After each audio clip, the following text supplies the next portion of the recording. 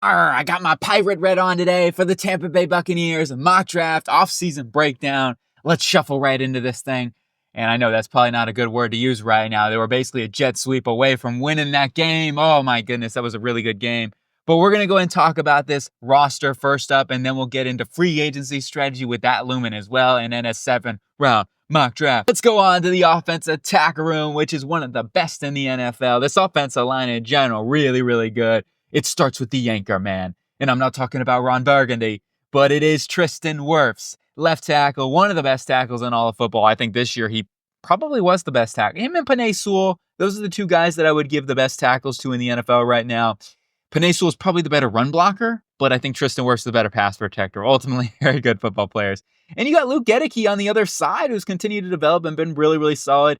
He did deal with some injuries earlier on the season. Justin Schooley stepped up and was okay. I mean, things weren't as good, but overall, he's not the worst swing tackle out there. They could look at least adding somebody to be that good swing tackle besides these guys, because there's a lot of unfamiliar faces that I'm not super aware on, like Raekwon O'Neal, Luke Haggard, IU, I will say, but you got Royce Newman, who's a free agent, Garrett Greenfield. We'll see how some of these guys develop and whatnot, but in general, I would say that finding maybe a swing tackle could be an area that they look at. But besides that, you got your starters, you got them under contract, you're in a really good spot here. Let's go on to the interior of the offensive line now and start from left guard to right guard. Ben Bredesen over there has been a nice pickup for them, and actually somebody I would look to re-sign as well as he's played and as reliable as he's been availability-wise too. So good contract there. I think that it wouldn't be super expensive. He's like probably $4 or $5 million range to bring him back. So definitely would try to keep him around and then draft somebody to develop. I don't expect them to give him a long-term deal, but I do think that you can bring him back for another season, and then you draft somebody maybe in the mid-round range, mid to late round. They got Elijah Klein, who I know they're high on. He was a right guard there at UTEP, and we'll see how they continue to develop him. But I would still look at drafting somebody in that mid to late round because they still need some depth. Robert Hainsey is a free agent, and I expect him to go elsewhere to get a starting opportunity. Suapeta was injured, so that's going to be something we'll see if they want to bring him back on the cheap.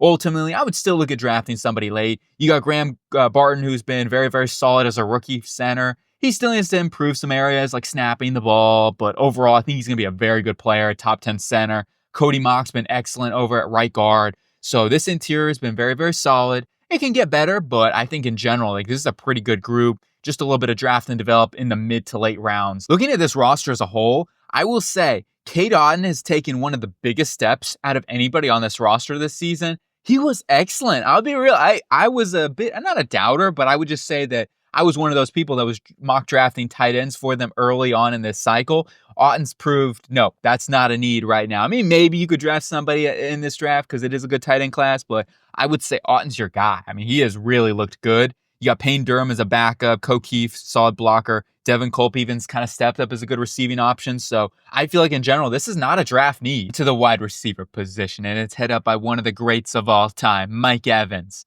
So excited to see him get that 1,000. It was insane here. I live close to Tampa Bay, and it was going crazy at work. People were just like, "Oh my, let's go, Mike!"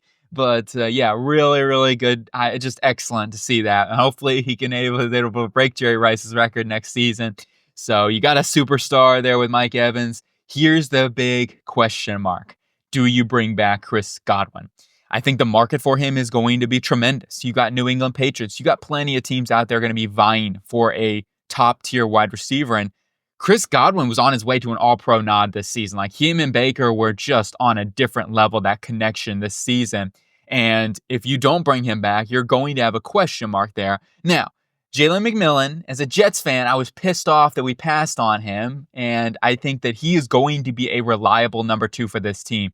Really liked him coming out of UW, and I expect him to be somebody that year in, year out, going forward, can be a 700, 800-plus yard type wide receiver. And obviously, you still have Mike Evans around. You need to start thinking about it long-term. So I'm still looking at this as draft need because Mike Evans, I expect him to be buck for life. Okay, that's one of those things, and they've done a good job keeping their primary core players. So I expect them to give him another contract extension come that time in 2026. But I will be saying that we need to add a little bit more help in here just in case. You got Trey Palmer, Rakim Jarrett stepped up a little bit. You got Ryan Miller. Sterling Shepard had a good season too. But I think that they're going to need to draft somebody here, right, to be a nice bona fide guy in there to go along with McMillan and Evans in that slot target role. And McMillan can play in the slot too, just somebody else to add another receiver in the room. It's not high priority, but I would say on day 2, you could find a nice receiver between round 2, round 4. That's the way I'm looking at adding another weapon. Running back room, let's keep it short and simple. This is one of the best running backs rooms in all of football. You have 3 very good football players and a versatile set of skills as well. Bucky Irvin, he is just so difficult to tackle for his size, and he's dynamic with the football. Great receiving back. He is a beast. Can't believe he fell to the 4th round. Unbelievable. Rashad White, great receiving back. You got Sean Tucker plowing the way with his speed too. I like him. That 1, 2, 3 punch. This is an excellent running back room. Not a draft need. And maybe you bring in somebody on the cheap to be a backup 4th guy. That's really about it. You don't really need to do a whole ton here at all. As we get into the quarterback conversation, I'm sure the Cleveland Browns fans right now are just besides themselves. But Baker Mayfield, let's go, Baker Quakers, I call him. Oh my goodness. I love oatmeal. I love Baker. He is just, you can't help. If you're a football fan, you can't help but love Baker Mayfield. The way he plays, his play style, he's got the meanest truck stick in the NFL. I don't know what else to say. He's unbelievable. So I'm sorry, I'm gushing a little bit. I got to get back down to focus here and what this Buccaneers team needs to do. But I'm just such a huge fan of Baker Mayfield and the way he played and just kind of the comeback story he's had to deal with there. I love it. And you got Kyle Trask, who I expect to be gone after this season. Michael Pratt, ultimately, expect him to be their long-term backup. I would still bring in a veteran presence to be their backup this next season, since Pratt will only be going into his 2nd year. So that would be my only recommendation. The defensive line, and let's start with the interior of the defensive line, which is a good one. It's a really good one. You've spent some high picks on it, and it's panned out really well for this team. Vita Vea is a stud. Oh my gosh, Vita Vea is insane. You got Kalijah Cansey coming along, been a really, really nice pass rusher for them. Logan Hall's played better this season. I've seen him more often this year, which is just accompanied. It's one of those things you know the past couple of years. I mean, he's been dealing with some injuries and stuff like that, but he has actually looked solid this year. I'm not saying he's elite. We'll see if they want to give him an extension after this year, but I at least have seen him make some strides this season. You got William Colston, who's the longest tenured Buck, I believe, in history, or he's one of them, right? I believe he's been there now, 13 seasons or so. So really solid football player. And if he wants to come back, then I'm all fine with bringing him back. He won't be super expensive anyway. He's getting a little bit older now, going to be 34 next season. Greg Gaines, he is a free agent as well, so that's another decision that they're going to have to make. I like him. I think Greg Gaines is a solid rotational player. I don't have a problem keeping him around. If you let him go, you're going to have to bring somebody else in. CJ Brewer's a restricted free agent. They can bring him back on the cheap. Ultimately here, you got your starters, you got your core. You just need a little bit more depth. This is a late round throw / free agents type of pickup. On to the edge room, and I went through some tape. I really did. I've watched all the Buccaneers games this season, and with this edge room, there are some question marks, but I'm actually really, really excited to see Chris Braswell get more snaps next year. That's why I'm almost saying you don't draft an edge rusher 1st round, because what I have seen from Chris Braswell, and take my opinion with a grain of salt, go watch some film on Chris Braswell yourself. I like Yaya Diaby. I never had a question mark. Yaya should be penciled in as a starter going forward into the future, and he's only going to year number 3. I think he can make an even bigger leap next season. But Chris Braswell really impressed me from the snaps that I have seen from this guy. He's got some power to his game too, especially for his size. I mean, he's not the greatest run defender, but man, he can knock back some tackles, and he's got some speed to the edge as well. Maybe not the most bendy guy or anything like that. I don't know if he's going to be a true number 1 pass rusher. And same with Yaya Diaby, but both are really solid players, and I think they're both going to be somewhat, 7 to 15 type sack guys, depending on how good of a season they have. I'm not super worried about those 2 starters. They need depth. Don't get me wrong. You need some depth. Joy Tryon-Shoyinka hasn't worked out. And I will say Anthony Nelson's a quality backup. Maybe they bring him back, give him another extension. They gave him a 2-year deal last time when he was up for deal. Ultimately, though, I would just be saying you try to draft somebody. It's a good draft class, but maybe it's more of a day 2 need than a round 1 need. That's just what I'm kind of feeling at the moment. Don't get me wrong. I'm okay if they go in the 1st round. If you get a James Pierce, etc. type of player like that, I'm going to be all game for that. But I'm just saying that this may not be a huge need. Jason Light's done a great job with drafting and developing some of obviously coaching staff, but in terms of drafting and then the coaching staff being able to develop some of these guys, I think Chris Braswell certainly has a lot of potential there to be a really good starter for them. So I'm just saying you get a little more depth in this room. Like I said, they're going to need some more depth with the free agents that they have, and just behind Braswell and Diaby and whatnot with all that youth that they have. So bring in a veteran and then draft somebody. That's the way I'm looking at it here for this edge room. Onto the linebacking room, and it all starts with the great Levante David. Will he be back? That's the question. Hopefully he's back. They need to just, hey, Levante, keep playing as long as possible. We shall see. They're a good football team, so I think he's going to be motivated to continue playing. I expect him to be back. I mean, if he wants to play, he will be back. He'll be a Buck for life. There's no question about that. He's been getting like $6 to $8 million range deals over these past couple of years, and something like that, once again, makes a ton of sense for them. Just keep doing one-year contracts and seeing where he's at with his career, with his health and all those things, because that's all important with his life and figuring those things out. But hopefully he wants to keep playing because, man, they could certainly use him. He's still playing at a very high level. And on the other side, though, it's finding that pair next to him or long-term future anyway. You got Savache Dennis, and I expect him to get back fully healthy next season and at least be a good presence in that linebacking room. Has some really good speed and some coverage ability. They still need to invest in this room. Between free agency and the draft, like this is going to be an area, Levante David, as good as he is, you're going to still have to start planning a little bit more for the future. KJ Britt, is a free agent. I don't expect him to bring him back. J.J. Russell was able to step up later in the season. Ultimately, K.J. Brett having to bench him was just one of those decisions they had to make. And Russell's been okay, and I like him. I think he's somebody you can bring back on the cheap. He's a restricted free agent, so I expect him to be back and at least give you special teams ability.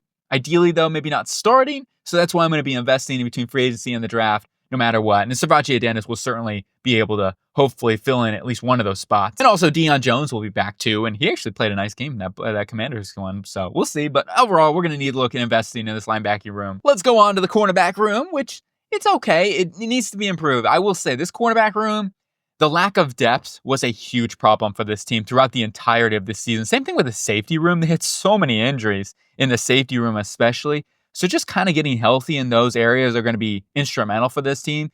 But you do have to look forward to the future here. Remember, Zion McCollum going into last year of his contract. Does he get paid? I don't know. That's a good question. I do like his versatility. He's a guy that can play safety even for this team. So that's another thing. Like, I wouldn't hate them drafting a corner and saying, hey, Zion, can you go play safety again for us? Because that could be something that they could look at with Zion McCollum. With his size and speed, athletic profile, and kind of ball skills, I think it makes more sense. He's better like with his eyes forward and stuff. So I don't know. I kind of like safety for a position for him at the same time. I don't know. We'll see what they want to do. But you have Tyke Smith. I like him a ton coming out of Georgia, man. He is, and he's been solid as a rookie too. I think he's going to be a really, really good slot corner in the NFL for a very long time. So you're good to go in the slot. And plus you got Christian Isian, who's able to play safety and in the slot for them. So giving you that versatility as well. They got a lot of guys there, have a lot of versatility in Todd Bowles' defense, which is really, really nice. But Jamel Dean's been banged up a good amount throughout his career. So that's why I'm saying, plus he is getting expensive now. And I'm not saying they have to cut him. He's still under contract for 2 more years, but they could get out of his money if they so choose to do so and to save $9 million. Now, I wouldn't do that. I think he's a very good cover man, but his ball skills are the only thing. Like, I think McCollum has the better ball skills, but Dean is the better cover man, if that makes any sense. So yeah, I think hopefully it makes sense, but sometimes my technability is not always there. My brain skills, right? But yeah, no, I like Jamel Dean. He's a really good cover man. When he was going up against Terry McLaurin this week, he did a fantastic job. Had that nice pass break up there in the end zone. Just a really good cover man. I would like to see him make a few more plays on the football, make a couple more interceptions would be nice. But once again, he's a very good cover man. Just needs some more depth. And thinking about the future here, with McCollum going into a contract season, Dean with the injuries he's had, and with the price point that he's at right now too, I think investing in a cornerback is a sneaky need. You got Tyreek Thunderberg, who's a fun name, I will say, and a fun prospect to look out of Appalachian State, UDFA, and was, got a little picked on there. Same thing with Josh Haynes, got picked on there in that Commanders game when they were dealing with injuries in that one and throughout the season.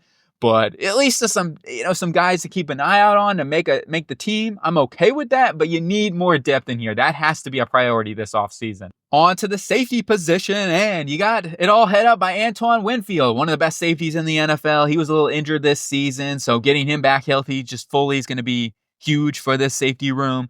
Jordan Whitehead also dealing with some injuries. Hopefully he's okay after that car crash, and it was a tough neck injury and stuff like that. Overall, I will be investing in the safety room. I don't think it's the top priority need, but it is a need. All right, and especially Mike Edwards, free agent. Neal's a unrestricted free agent as well. Now, Merriweather is a restricted free agent. He'll be back on the cheap. But I will be looking at investing in this because I think Whitehead going into his last year of his contract, it would make sense to at least find somebody to develop into that safety room / give them some depth. But at the same time, as I talked about earlier, you might be able to put Zion McCollum as safety, or Christian Izien might be the long-term safety plans as well. So you've got options in the safety rooms. That's why I don't think it's the biggest need on this roster, but on day 3, I would be looking at drafting a safety, especially since it is a good safety class. I think it makes sense to get somebody. Go on to the free agency strategy, and they have just under $22 million. I'm not going to make any team cuts, but I will be doing a couple of restructures, starting with Baker Mayfield, get a $28 million of restructure, $21 million saved this season. Antoine Winfield will also be restructuring him a little bit, $16 million. That gets us $12 million in savings. And that does give us a little bit of cap to be able to re-sign some guys, and then also sign some guys in free agency, which will just help us out in general with some money. I will say they've got plenty of flexibility. Jason Light's done a great job with some of that. So I'm not like super worried about their cap space. They can clear a ton of money quickly. They do have a lot of dead money on the books right now, so getting some of that off will be helpful, but that is just something to keep in mind as we go into team free agent signings. Speaking about those team re-signs, though, and I am going to re-sign Justin Schooley. He's going to be a cheap re-sign, shouldn't be expensive, swing tackle there. And maybe they decide to go out in free agency and sign somebody different. That would make sense too, but I'm going to bring back Schooley. Ben Bredeson, let's give him a 1-year, $5 million deal. I think he's earned it. I really do. $4 to $5 million, somewhere in that range. He might even be cheaper, who knows? But I think that's a very fair ballpark. I do element practice squad restricted guys. That's some of those guys we talked about throughout this process that I only priced at about $3 million because they don't have a whole ton of guys. They just went through actually a few days ago, I believe, and did a lot of their futures contracts and stuff like that. So I didn't have to budget in a whole ton for the Buccaneers. So I try to go through and take a look and see how much I need to budget in for that. I budgeted in $3 million. And then on the defense side of the ball, we're letting a lot of guys go. I know that, but I feel like they're in a good spot. You got I'm going to bring back William Golston. I'm going to bring back Greg Gaines, and of course, Levante David. Levante David, 1 year, $8 million. I think that's very fair. That's about what he got last season and keeps him around town. Greg Gaines, 1 year, $4 million, which also I think is very fair for him. Very, very solid rotational player on that defensive interior. That leaves us just a little over $32 million to go out in free agency and spend a little bit of money here, which, let's start with the offense. I'm going to go ahead and bring in Mason Rudolph on a 1-year deal, $3 million. Good, solid backup quarterback, and just gives you a little more depth there with Michael Pratt. And then you got Demarcus Robinson, who's got some experience with Liam Cohen. So I think that makes a lot of sense to bring him into town. He can play in the slot, can play on the outside, just like Jalen McMillan. Gives you a little bit of versatility in the wide receiving core. Michael Dieter, just going to be a swing guard / center. He has versatility to play both, and I think it makes a lot of sense to bring him in on the cheap to get some swing ability on that interior. On the defense side, we bring in Matthew Judon, stealing him over from the Falcons. Maybe they don't want to pay him. I will say, Judon struggled tremendously at the beginning of the season. I didn't see him at all at the beginning of the year, but he played a lot better at the end of the season. And remember, he was coming off a tough injury. So I expect this next season to be better for Judon, and I think somebody's going to get a steal on Judon. I still gave him $5 million, and we'll see, he may be cheaper than that. Who knows, after the season he had. And then we also bring in Jerome Baker. So Jerome Baker is a very, very athletic guy. He can cover. Now, he's had his own issues, okay? I'm not saying he's a perfect linebacker, but I do still like him. And you've got Levante David still around that we brought back. You got Savachier Dennis. I think Baker would be a really, really nice addition to this team. So you give him a 2-year contract, at least to bolster that depth with Baker. And I imagine it's only going to be like a $10 million of that is going to be guaranteed money. So it's basically like a 1-year, $10 million pact. To bring in a guy like Jerome Baker, I think that is worth that contract. So he'll be a really good addition, help out that coverage room for sure in the linebacking situation, while we also can still draft a linebacker and develop, etc. You got Isaac Yiadom, good, solid backup that was filling in for the 49ers this season. You bring him in on a 1-year, $3 million deal. He could be cheaper than that. I don't know, maybe a little bit more. I have no idea. But he's going to be somewhere in that ballpark. Give you some more depth in that cornerback room. Bring in another veteran in there. And then Jamie Gillen, a punter from the Giants this season. I'm not saying he's the best punter or anything like that, but for me to put a punter in here in free agency, it tells you there's been a serious issue at the punter position. They've kind of gone through some guys as well.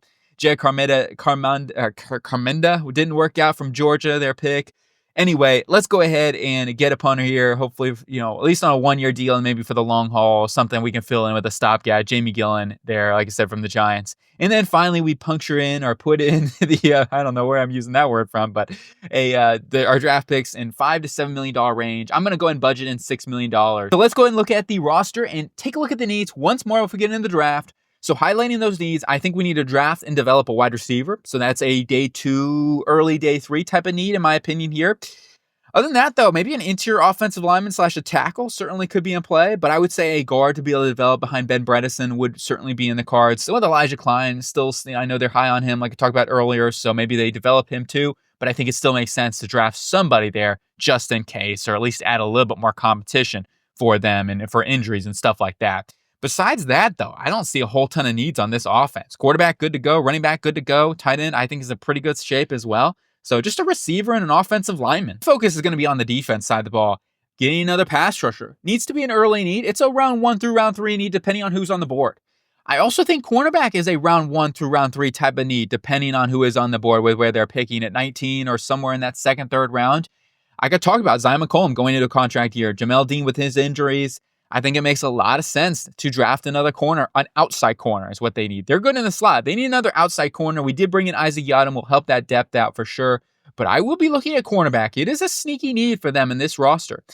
Safety, also a mid-round need. This to me is like an early day 3, somewhere in that ballpark type of need. A little bit of depth, maybe some future play. I think those are all areas we can look at. Linebacker, same thing. We brought in Jerome Baker. Levante David's back. You got Savache Dennis getting healthy next season. J.J. Russell as your fourth guy with Deion Jones.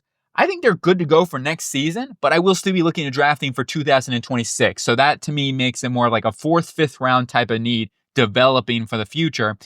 And then interior defense line, a little bit of depth. So I think top priorities are edge, cornerback, and then I would put safety and linebacker in that next bucket tier. And then finally, some late round picks would be like interior depth. So that leads us in to draft time. Let's go. And we are starting off with Siobhan Revel. I know this is a shocker from left field, and you're probably saying, what? You didn't go with an edge rusher? I know I was surprised going into this. I was sure, I'm like, oh, this is going to be an easy mock draft. I'm going to go get James Pierce Jr. or Mike Green or Mikael Williams or somebody like that. No, not so fast. Never judge a book by its cover. I'm going Siobhan Revel. And just looking at this roster, and like I said, watching that tape on Chris Braswell, man, I'm pumped. I want to see Braswell play more. Like, I'm like going into a sophomore season for this team, I just feel like it'd be a disservice maybe even to draft an edge rusher in the first round. Don't get me wrong, you can use multiple edge rushers. So I don't hate going edge rusher in the first round, but I love Siobhan Revel for Todd Bowles and his scheme too. I know people say, oh, you should get rid of Todd Bowles, and whatever, maybe you should, maybe you shouldn't. But if he is still the head coach, what I expect him to be, I think he's just going to be an ideal scheme fit for them and give you that size, speed, athletic profile on the outside. His ball skills are tremendous. So if you want to get some more ability to intercept passes, I think Revel's going to be able to do that on the outside. Another thing you have to think about too is that he doesn't have to play right away. So you can let him get fully healthy. You don't have to rush him back. You have outside guys with Dean, with McCollum, but it allows you to be able to let him go throughout the season. Then when some of those injuries start popping up, maybe mid-season or whatever, then Revel should be fully healthy, ready to go. Or even if you want to redshirt him, you could do that. But long-term, they need some cornerback depth, and they could use a future cornerback on that outside. On to round number 2, I'm going Xavier Restrepo here, the wide receiver, the Hurricane. Stay close to home here just a little bit. I mean, it's still a 4-hour drive or whatever, but I think he's going to be a really, really nice addition for them to fill. It's not going to be easy to fill in for Chris Godwin. However, Restrepo, really good football player. Yeah, he doesn't have crazy size or arm length or speed and athleticism, but he gets open. He's reliable. He catches everything, it seems like. I really, really like him a ton, and I think he's going to be a great weapon. Round number 3, I am taking an edge rusher here. Hosea Stewart, the edge rusher from Michigan, the Wolverine. He is going to come in, give them some more rotation as that 4th guy. I love what he brings with his motor. He is one of the hottest motors in this entire draft class. A team captain as well there for the Wolverines. Somebody that is going to be a fantastic sub-package rusher early on as he gets stronger, develops. He needs to get stronger. He's not going to like bull rush a whole ton of guys. However, I just love the ability that he brings to the table with his speed and his burst explosion and high motor effort player. And he's got a repertoire of pass rush moves as well, going to really help out that depth off the edge. Here's our safety pick, and it's Dante Trader Jr., Maryland. He is a missile. He is a heat-seeking missile, and you talk about somebody that can be a little understudy for Jordan Whitehead, give you that strong safety of the future, that's Dante Trader. He's got good athleticism. He's not the most twitched up guy, and I do think, at least when I was watching film on him, he dropped multiple interceptions, so that's going to be something he needs to work on, right, with his hands, but that's okay. He's just a really, really good, solid, ferocious tackler, man. I love that to his game. He does have some missed tackles. He's got to work on not just always going for the big hit, because that's something he does do. Anyway, we're going to see him at the Senior Bowl, and I think he could be a big-time riser with his play style, too, and his ferocity that he brings to the football field. Really good player. Go on to this next pick, which I do need to explain real quick, because this is a projected comp pick. This is not official, so I just want to state that. This may not happen, but I think it's more than likely going to happen. I think there's like a 90% chance of this happening, so that's why I feel comfortable projecting this at this moment. Now, I don't know where this pick is going to be, and this pick would be from not Jason Light, but from John Spytek, his assistant. The assistant GM's John Spytek is getting multiple interviews. He's got 2 second interviews, one from Tom Brady, right, in the Raiders, and then he also has a second interview from the Tennessee Titans. I fully expect him to get one of those jobs. All right, the work I hear that he has done with Jason Light, who is one of the best GMs in the NFL, I fully expect him to get a job. And it's well-earned, and that is cool. But yes, you do get a comp pick from executives. When you lose those, they get a job as a GM. You get a comp pick. So whether it's a 3rd rounder or a 4th rounder, I'm a little unsure of that. And that's why I'm conservative with this comp pick. I'm not going to go too crazy with it. And like I talk about, this is just a projection. Maybe he doesn't get a job elsewhere. Who knows? I do think he will, though. I really do. I was hoping the Jets would be able to get him. Anyway, with this pick, though, Smile Mondon, the linebacker from Georgia, really athletic guy. He's thin, but he is a very athletic guy, and I think as his coverage instincts get better, need to be developed more. That is why he needs to be a little more of a developmental guy. However, I think he's got the traits you look for, and he did play better this season, too. I thought his tackling was better. He still needs to get a little stronger in that regard. However, I think he's got all the tools and the developmental upside to be a really good linebacker. Another guy close to home, Clay Webb. And Clay Webb is an underrated player. I'm surprised still I know how many people are talking about this guy. I hope he's got some sort of big thing. Like, he probably's got like a Shrine Bowl invite or something like that. But I really like Clay Webb. And with the film I watched this offseason of Clay Webb, really impressive. He's a really good athlete. He's somebody that has insane grip strength and arm strength as a former wrestler, as I like to call him. But yeah, I love that wrestling ability, that background that it brings with these offensive linemen. They just know how to use their hands. Now, Clay Webb, some of the limitations, the size, right? He's not the biggest guy, 6'3", 290 range. He is definitely going to need to bulk up a little bit. He's got lack of arm length too, so I understand that, but I think he's going to be a great offensive lineman. Whoever drafts him, gets him, develops him, get stronger at the next level, which he will, and I think he could be a left guard for them. And on to our final pick of the draft, Thor Griffith from Louisville, the interior defensive lineman, former Bruce Feldman's Freaks list. He was number 8 on Bruce Feldman's Freaks list, and you can see he's got an explosive burst to his game. Now, he isn't the most twitched up guy, okay? Don't expect him to like be shooting up gaps like crazy or anything like that. He's a big body, he's a wide guy, right? He's one of those big boxes you put up in that interior. And I expect him to be a really good developmental, like behind Greg Gaines and maybe be that long-term backup in that regard. Man, we did bring him back for one more year, but he's going to be a really, really nice rotational interior player that can play a little 1-tech, can play a little 3-tech, depending on the down and distance. Just give them a little bit more depth on that interior because our depth is a little thin. So I do think it makes sense to get a guy like Thor Griffith at the end of the draft. So let's go and recap everything up here that we did and talk about coaching real quick. Not a whole ton of things. Obviously, with the GM situation, Jason Light, you're good to go. One of the best GMs in the NFL. Just comes down to John Spytek. If you lose him, that's going to be a tough loss for sure. But I'm sure they'll have some guys to be able to groom and develop. You got Greenberg, who I think he's also getting some interviews elsewhere too, the other assistant there. They got a good developmental path there in Tampa Bay. It all starts with Jason Light. Anyway, coaching-wise, Todd Bowles, I'm not convinced he's an elite head coach. He's a solid head coach. Okay, I know people will be on and off about Todd Bowles, and I get it. I'm not, as a Jets, not a former Jets fan, but as a Jets fan and as a former coach of the Jets, I did like Todd Bowles, but at the same time, I don't know if he's an elite head coach. Okay, and again, I think he's a real cool guy and everything like that. I don't know if he's really going to elevate the team a whole ton. He's a solid defense coach. I do think that the defense could be a little bit better, especially, with Todd Bowles being there and calling the shots. So I do want to see a little more elevation on the defense side of the ball. You need to prioritize keeping Liam Cohen, though. Like, you need to give him a pay raise. Whatever you have to do, He did a great job as the OC this season, and he needs to be the priority. I hear he's getting an interview with the Jaguars too, so that's something we'll have to keep an eye out on. Hopefully they don't, lose another OC. They already lost Dave Canales, Liam Cohen. You can't lose him. You can't.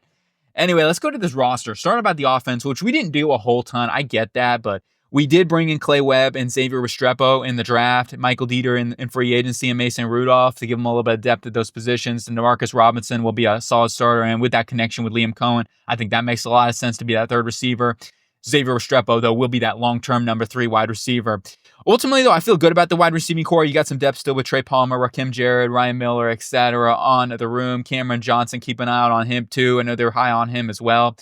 Overall, I feel good about the receiving room with Mike Evans, the stud, of course, and Cade Otton at the tight end position really stepping up. We really focused our attention on the defense side of the ball, getting Matthew Judon in free agency, which I know some people will be like, but I could talk about it. He turned it on a little bit at the end of the season, and I think he's on a little bit of an upward trajectory. Matthew Judon still has all the potential to be a top 20 edge rusher. Yes, he's getting older now, but I think it's worth the contract at this point. If you're wrong, you're wrong.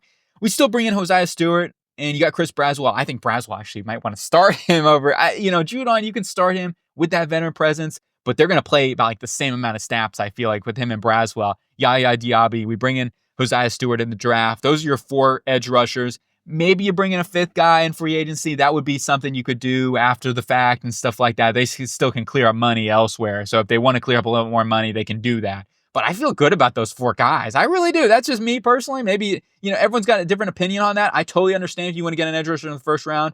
I just kind of looking at it, I'm going Siobhan Revel, and I'm thinking to myself, I like Revel a lot, man. I think he's a true first-round guy. And somebody in number 19, you're getting a first-round pick at a discount price. So that's why I'm saying, you know what? Let's go Siobhan Revel. He's a perfect scheme fit for this team. And if it weren't for that injury, he'd probably go top 10 in this draft. Let's just be real. With his talent, I'm taking a guy that I think goes top 10 in the draft. You get yourself that future corner on the outside. Plus, let's talk about Zion McCollum.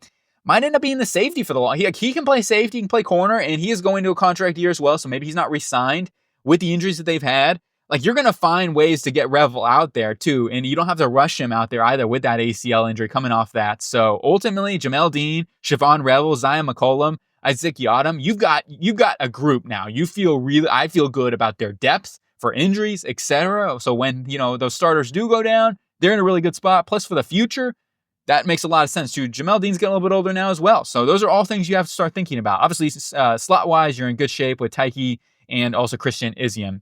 Safety-wise, we do draft Dante Trader to be that long-term box safety. I think he makes so much sense in that role. So you get yourself that Jordan Whitehead replacement of the future. You let him develop for a season, and he can take that role opposite end of Antoine Winfield. Linebacker, I wanted to throw another pick in this, and that was used as our comp pick. Now, once again, this may not happen. Okay, we'll see if John Spytek gets that job and how that comp pick ends up working out. But even if they don't get that pick, and let's just say you roll in the next season with Levante David, Jerome Baker, Savache Dennis getting healthy, I'm okay with that. J.J. Russell is your 4th guy with Deion Jones. That's fine. I'm okay with it. Smile Mondin, though, gives him a nice developmental coverage linebacker in the room. Oh, also Thor Griffin, some more interior depth on that defensive line. That's going to do it here for the Tampa Bay Buccaneers. Mock draft, off-season approach, free agency strategy, all those things. Let me know what you think. Agree or disagree. What would you do differently in this draft? And I hope you guys have a really good day, and let's keep going with that oatmeal out here, Baker.